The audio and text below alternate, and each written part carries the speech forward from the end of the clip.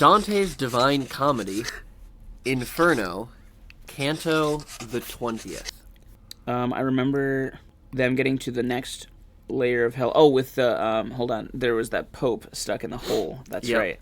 Yep. And his feet were sticking out, and Dante was didn't even really feel any remorse for him anymore. He just kind of like, yeah, you sucked actually, and They've climbed up out of the third Bolgia, and they look down into the fourth one, and the first thing Dante notices is there's a bunch of people in here, and they're walking very slowly. It takes Dante a second to realize, however, that all of their heads are on backwards. Huh. Which kind of gives Dante the chills. That is a little bit unsettling, yep, to say the least. It's actually to the point where it even says that he cries. Do you think it would be easier to, like, drum on your butt if it was in front of you? Probably be a little bit easier, right? I don't think so. Bongo it? I think you're familiar enough with your body that like you know where everything is. You can like hit it without looking with your eyes Fair closed. enough. You don't It's really need always- hand-eye coordination for that. I guess especially if you're just an always naked soul in hell, then you're probably pretty familiar with your You own might body. not have the motivation for it. I'm not gonna lie. Oh, that's a good.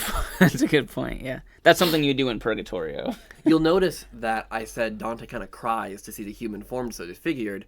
Up until this point, Virgil's kind of like been a bit upset, and he'll compliment Dante when he successfully doesn't feel pity, like when he shoves someone away or when he tells off the Pope.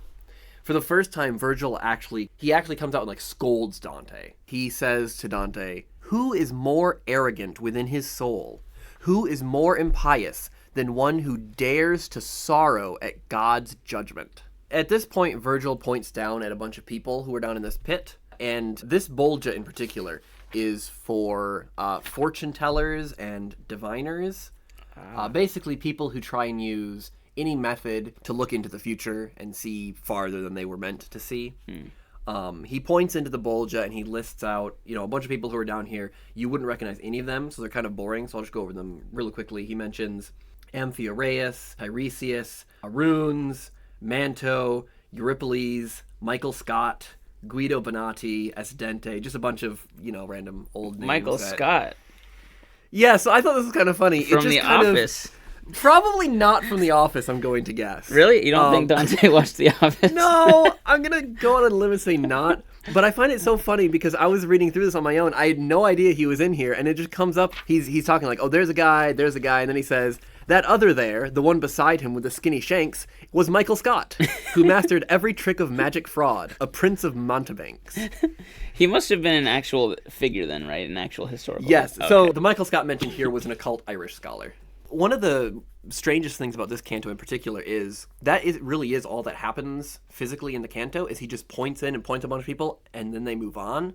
So half the canto is actually Virgil giving Dante a history lesson about how Virgil's home city was founded. It's not particularly interesting. That is, however, the end of Canto XX.